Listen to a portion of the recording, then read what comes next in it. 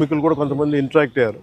So వాళ్ళతో కూడా మాట్లాడుతుంటే ఎలా జరిగింది ఏంటి అంటే వాళ్ళు అంతకు ముందు రోజు కూడా ఇంకా పక్క దాంట్లో ఇలాంటిది ఏదో జరిగింది, కానీ అది నైట్ టైం ఎవరు లేకపోవడం వల్ల ఒక తెలియలేదని అన్నారు.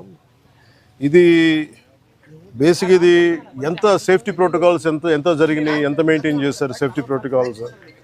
అలాగే మేజర్ కనిపించేది అప్గ్రేడేషన్ ఆఫ్ స్టీల్ ప్లాంట్ మేజర్గా చూస్తుంటే ఇప్పుడు దాకా నేను దారిలో నిన్న నుంచి అడుగుతూ ఉన్నాను, అసలు ఇలాంటి సంఘటన ఎక్కడైనా జరిగిందా, ఇంతకుముందు జరిగిందా అంటే లాస్ట్ 36 ఇయర్స్లో ఎక్కడ జరగలేదు ఇలాంటి ఇన్సిడెంట్ అని చెప్తా ఉన్నాను. నాకు వచ్చిన ఇన్ఫర్మేషన్ ఇలాంటి పర్టికులర్ స్టీల్ ప్లాంట్ బిలాయ్ ఉంది, కానీ మిగతా అన్ని కొంచెం డిఫరెంట్ స్టీల్ ప్లాంట్స్ వాటి మెషినరీ కానీ వాటి అప్గ్రేడేషన్ కానీ కొంచెం డిఫరెంట్గా ఉంటుంది. దీనికి లాగా ఉండేది ఒక బిలాయి తప్ప మిగతాయి కొత్తగా ఉంటాయి. అదే చెప్పారు ప్యారలల్గా మిగతా చోట్ల ఎక్కడ జరుగుతున్నాయని. చైనాలో కూడా జరిగింది, కానీ ఇంకొక ఫ్రాన్స్లో కూడా జరిగింది, కానీ ఇలాంటి సంఘటన అయితే జరగలేదు. ఈ పర్టికులర్ ల్యాడల్ ఈ మోల్టెన్ లావాని క్యారీ చేసే బకెట్ ఏమైనా చేసే ల్యాడల్ అనే బకెట్ ఇప్పుడు బ్లాస్ట్ అవటం చూడలేదు, ఇప్పుడు జరగలేదని చెప్తా ఉన్నారు. అక్కడ ఒక డిఫరెంట్ బ్లాస్ట్ జరిగినాయి, బట్ ఈ కైండ్ ఇప్పుడు జరగలేదు. అందుకని ఇప్పుడే బొకారో స్టీల్ ప్లాంట్ నుంచి నాకున్న ఇన్ఫర్మేషన్ ఒక 3 men కమిటీ ఒకళ్ళు వచ్చి ఫామ్ చేస్తే వాళ్ళు ప్రిలిమినరీ ఇన్వెస్టిగేషన్స్ కూడా వస్తారు. ఏ నేపథ్యంలో జరిగినాయి, సేఫ్టీ ప్రోటోకాల్స్ ఎలా ఉన్నాయి, సేఫ్టీ ఆడిట్ ఎలా జరిగింది, ఇవన్నీ పరిగణలో తీసుకొని వాళ్ళు చేశారంటే ఇవన్నీ సీరియస్ ఇష్యూస్ కాబట్టి కూర్చోబెట్టి ఒక ప్రెస్ మీట్లో ఇది ఒక ఎమోషనల్గానో ఏదైనా కూర్చోబెట్టి సడన్గా ఒక మాట అనేయకూడదు. అది మా అందరి మీద బాధ్యత ఉంది. అందుకని ముందు ప్రభుత్వ పరంగా కానీ మొత్తం అసలు ఒక్కొక్క రెగ్యులర్ ఎంప్లాయీస్ ప్రాణాలు కోల్పోయిన వాళ్ళందరికీ కూడా 1,72,00,000 వారికి అందజేయడం జరుగుతూ ఉంది. అలాగే కాంట్రాక్ట్ ఎంప్లాయీస్కి 45.75 లక్షలు, అలాగే వాళ్ళ ఎంటైటిల్డ్ టర్మినల్ బెనిఫిట్తో పాటు మరణించిన వారి కుటుంబానికి 50 లక్షలు ఎక్స్గ్రేషియా, మరణించిన వారి కుటుంబ సభ్యులకు ఒక్కొక్కరికి ఉద్యోగం, సివియర్గా ఇంజూర్ అయిన వారికి 10 లక్షలు, అలాగే ట్రీట్మెంట్లో అయ్యే ఖర్చు మొత్తం రాష్ట్రీయ ఇస్పాట్ నిగమ్ లిమిటెడ్ వారు భరిస్తారు. అలాగే స్టీల్ ప్లాంట్ ఉద్యోగుల పిల్లల చదువులు ఏ విధంగా అయితే కొనసాగుతున్నాయో అదేవిధంగా మరణించిన వారి పిల్లలకు కూడా అది వర్తిస్తుంది. వారి చదువు అలాగే కంటిన్యూ అవుతుంది. మరణించిన వారి notional date of superannuation that means retirement ఏ రోజు వరకు అయితే ఉంటుందో అప్పుడు దాకా వారి కుటుంబ సభ్యులు స్టీల్ ప్లాంట్ క్వార్టర్స్లోనే ఉండొచ్చు. అలాగే ఎవరైతే కుటుంబ సభ్యులు స్టీల్ ప్లాంట్ టౌన్షిప్ బయట ఉన్నారో వారు కూడా ఇఫ్ దే డిజైర్ అంటే వాళ్ళు కోరుకుంటే ఆ స్టీల్ ప్లాంట్ క్వార్టర్స్లో కూడా వాళ్ళు కూడా ఉండొచ్చు. అలాగే ఇందాక నేను చెప్పినట్టుగా బొకారో స్టీల్ ప్లాంట్ నుంచి ఒక 3 men కమిటీని ఎంక్వైరీ జరుగుతూ ఉంది. అలాగే మరణించిన వారి కుటుంబాలకి ఆసుపత్రిలో ఉన్న వారికి అండగా నిలబడుతూ రాష్ట్ర ప్రభుత్వం కూడా వారికి పూర్తి సహాయ సహకారాలు అందిస్తాం. అంటే ఇవన్నీ అంటే ఒకటి స్టీల్ ప్లాంట్ మన ఇక్కడ ఆంధ్రప్రదేశ్లో ఇది ప్రైవేటీకరణ జరగకూడదని కోరుకున్న వాళ్ళలో ముందుండి గత కొన్ని సంవత్సరాలుగా మేము ఇది మా కోరిక. ఇది విశాఖ ఉక్కు ఆంధ్రుల హక్కు అని. అంటే మొన్న 32 మంది చనిపోతే దాంట్లో ఈవెన్ మన తెలంగాణలో కూడా 3 చనిపోయారు. ఇది మన విశాఖ దానికోసం అప్పుడు ఉమ్మడి రాష్ట్రంలో. అందుకని ప్రైవేటీకరణ జరగకూడదు, ఇది మన రాష్ట్ర ప్రభుత్వం కింద ప్రభుత్వ స్టీల్ ప్లాంట్ కింద ఉండాలనేది మా అందరి ఆకాంక్ష. అదేవిధంగా కేంద్ర ప్రభుత్వం ప్రధానమంత్రి గారి నాయకత్వంలో ఇది అలాగే కొనసాగిస్తున్నారు అదే స్ఫూర్తిని. అది ఇప్పుడు మాకు ప్రిలిమినరీగా మేము చూస్తున్నప్పుడు అందరితో మాట్లాడుతున్నప్పుడు అనిపించింది some kind of upgradation is need. అలాగే క్యాప్టివ్ మైన్స్ ఉండాలి అంటే అది ఏ స్థాయిలో ఎందుకు జరగలేకపోతుంది అని అనడానికి అంటే ప్రభుత్వ పరిశ్రమలు కానీ ఎందుకు కాయలా పడుతున్నాయి, ఎందుకు వెనకబడుతున్నాయి అంటే ఆఫ్కోర్స్ సర్టన్ మేనేజ్మెంట్ ఇష్యూస్ కావచ్చు, లేదంటే ఓవర్ ఎక్సెసివ్ లోడ్ ఏదైనా ఉందా, ఇవన్నీ ఎందుకంటే కూర్చోబెట్టి ఒక కోణంలో నుంచో ఒక దృక్కోణం నుంచో చూస్తే సరిపోదు. సో దీనికి సంబంధించి నేను ఇందాక మన సోదరులు మనోహర్ గారితో మాట్లాడుతూ ఏం చేద్దామంటే ఒక్కసారి నేను స్టీల్ ప్లాంట్ కార్మికుల అసలు ఏంటి మీరు స్టీల్ ప్లాంట్ గురించి మీ అభిప్రాయాలు ఏంటి, మీ సమస్యలు ఏంటి అనేది నేనే ప్రత్యేకించి ఈ గొడవ కొంచెం వీళ్ళందరికీ మన మెడికల్ ట్రీట్మెంట్ అంతా కొన్ని రోజులు అయ్యాక ఖచ్చితంగా నేను నేనే కాల్ఫర్ చేస్తున్న ఒక మీటింగ్. ఒకసారి ఆ మీటింగ్లో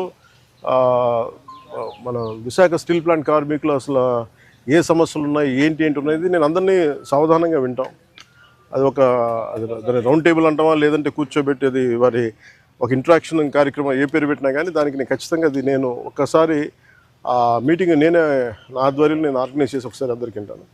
ఈలోపు మనందరం చేయగలిగేది పోయిన ప్రాణాలకి ఎంత విలువ ఇచ్చినా కానీ తిరిగి తీసుకురాలని వారి కుటుంబ సభ్యులకి నా ప్రగాఢ సానుభూతిని తెలియజేస్తూ రాష్ట్ర ప్రభుత్వం ఇప్పుడు సహాయ సహకారాలు అందిస్తూ ఉంటుంది. స్టీల్ ప్లాంట్ ఇలాంటి భవిష్యత్తులో ఇలాంటి పునరావృతం కాకుండా ఉండాలి అనేది మా అందరి ఆకాంక్ష. కాకపోతే ఇది మేము ఒక బలమైన పాలసీలు చేయగలం, కానీ నేను ముందు నుంచి పరవాడ కానీ వైజాగ్ చుట్టుపక్కల ప్రాంతాల అనకాపల్లిలో కానీ ప్రతి 5-6 నెలలకి ఒక 8 నెలలకు ర్యాండమ్గా ఒక సంవత్సరానికి 2 సార్లు ఏదో ఒక చోట ఇలాంటి సంఘటనలు జరుగుతూ ఉన్నాయి. ఇది కొంచెం అలామింగ్గా ఉంది నాకు. నేను ప్రత్యేకించి ఏం చెప్తున్నానంటే, అసలు యాజమాన్యాలు సేఫ్టీ ఆడిట్ ఎంతవరకు చేస్తున్నాయి, అలాగే రాష్ట్ర ప్రభుత్వం నుంచి దీన్ని పర్యవేక్షణ చేయాల్సిన అధికార యంత్రాంగం ఎలా ఉంది, ఇండస్ట్రియల్ చీఫ్ ఇన్స్పెక్టర్ ఆయన ఏ స్థాయిలో ఉన్నారు, ఒకవేళ చిన్న లోపాలు ఏదైనా ఉంటే వాళ్ళకి కూర్చోబెట్టి పంపించారా, ఒకవేళ సపోజ్ ఏదైనా వైలేషన్స్ ఏమైనా ఉంటే వైలేషన్స్ని మీరు రిపోర్ట్ చేశారా, లేదంటే వాళ్ళ దాని మీద యాక్షన్ తీసుకోలేదు, ఇవన్నీ కూడా జరగాలి. అంటే నాకు ఇందాక చెప్పినది ఎంతవరకు వాస్తవాలు నాకు తెలియదు, జస్ట్ ఒక ఆన్ హ్యాండ్ ఇన్ఫర్మేషన్ చెప్తా ఉన్నాను. ఇక్కడ వైలేషన్స్ ఉన్నాయి, మేము ఒక ఫ్యూ మంత్స్ బ్యాక్ చెప్పాం, 6 months బ్యాక్ ఒకటి తెలియజేసాం, ఎవరో రెస్పాండ్ అవ్వలేదు అంటే మాకు ఏమనిపించిందంటే ఆన్ ఫేస్ వాల్యూ తీసుకోలేము ఇవన్నీ. సో అందుకనే దీనికి కీలకమైన కారణాలు ఏంటి, the exact causes and investigation the detail enquiry has been initiated to ascertain the reasons and fix responsibility. అంటే ఎవరైతే నాకు ఆఫ్ హ్యాండ్గా చెప్పారు ఇవన్నీ కూడా కమిటీకి నివేదిక ఇచ్చినప్పుడు ఖచ్చితంగా దాంట్లో పరిగణలో తీసుకుంటారు. ఎందుకంటే ఇది కూర్చోబెట్టి నేను ఇది పొలిటీషియన్స్ కానీ లేదంటే నా పదవి నాలాంటి అంటే దీనికి మేము పై స్థాయి నుంచి చూడగలం తప్ప దీన్ని లోతుపాతులు అర్థం చేసుకునే ఒక అధ్యయన బృందమే వాళ్ళు దీంట్లో ఎక్స్పర్టీస్ ఉన్న వాళ్ళే మాట్లాడాలి దీని గురించి. కాకపోతే నా ఇంటెన్షన్ ప్రతిసారి ఏంటంటే, ప్రతిసారి ఇలాంటి దుర్ఘటన జరిగినప్పుడల్లా మనం బాధపడుతున్నాం, కానీ పునరావృతం కాకుండా ఏమేం చేయగలగాలి, ఎలాంటి చర్యలు తీసుకోవాలి, ఇది మటుకు ఇది నిరంతర పహారా. ఇది అంటే ఇది ఒకసారి నిర్లక్ష్యం కూడా కాకపోవచ్చు, ఒకసారి మెటల్స్ వాటి తీసుకునే వాటి ప్రభావం ఎలా ఉంటుంది, వాటి యాక్షన్ ఎలా ఉంటుంది, వాటి రియాక్షన్ ఎలా ఉంటుంది, always it is certain accidents జరుగుతూ ఉంటాయి. It always surprises. అంటే ఎంతమంది మేధావులు కూర్చున్నా కానీ శాస్త్రవేత్తలు కూర్చున్నా కానీ వాళ్ళు ఎప్పుడు అర్థం చేసుకోవడానికి ఒక కొత్తది సంఘటన జరుగుతూ ఉంటుంది. ఆ కోణంలో కూడా చూడాలి దీన్ని. ముఖ్యంగా కెమికల్ ఇండస్ట్రీస్ కానీ పరవాడలో కానీ ఇవి ఒకటికి యాజమాన్యాలు 1కి 10 సార్లు చూసుకోవాలి. అందుకని ఇలాంటి పునరావృతం కాకుండా ఉండాలని మనస్ఫూర్తిగా మేము అందరం కోరుకున్నాం. మరోమారు నేను మీకు మాటిస్తున్నాను, స్టీల్ ప్లాంట్ కార్మికులందరితో కూడా నేను ప్రత్యేకించి కూర్చుంటాను. ఒక అవసరమైతే ఒకే రోజు అందరూ తీసుకోలేను కాబట్టి ఒక కనీసం అటెస్ట్ వచ్చి ఒక 4-5 గంటలు కూర్చుంటాను. ఇంకే నీడెడ్ అవసరం అనుకుంటే ఇంకో రోజు కూడా దీన్ని ఎక్స్టెండ్ చేసుకొని నేను దీని మీద నేను మీ సమస్యను సంపూర్ణంగా అర్థం చేసుకోవడానికి దాన్ని ముందుకు తీసుకెళ్తాను. ముందు ఇదంతా అవనివ్వండి.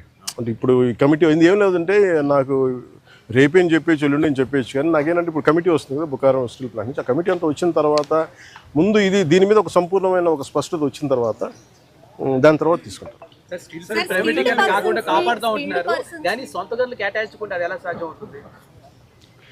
ఇప్పుడు మీరు ప్రశ్న ఇప్పుడు ఏం చేస్తున్నారంటే, నేను లాస్ట్ టైం కూడా ఇక్కడికే వచ్చాను. నేను ఎంటైర్ యూనియన్స్తో మాట్లాడాను. నేను ఆ రోజు అందరినీ చేతులు ఎత్తమని అడిగాను. ఒక్కళ్ళు చేతులు ఎత్తలు. ఆ రోజు ఢిల్లీ తీసుకెళ్తాం రండి క్యాప్టివ్ మైన్స్ గురించి అంటే అందరూ కన్వీనియంట్గా ఆ రోజు ఒక్కళ్ళు చేతులు ఎత్తలు. అంటే మీరు ఇండివిజువల్ పార్టీ పాలిటిక్స్ మీరు కలెక్టివ్గా స్టీల్ ప్లాంట్ మాది అనుకున్న irrespective party verticals or wing verticals పక్కన పెడితే, మీరు స్టీల్ ప్లాంట్ కార్మికులు బాగు కోరుకోవాలి, ఇది బాగుండాలి, ఇది విశాఖ ఉక్కు, ఇది ఆంధ్రుల హక్కు అనే మీరు పదాన్ని నిజంగా మీరు ముందుకు తీసుకెళ్లాలి స్ఫూర్తినంటే, నేను ఆ రోజున ఇదే దాంట్లో గత వైసీపీ ప్రభుత్వం ఇది అమ్మేస్తానంటే మేము వచ్చి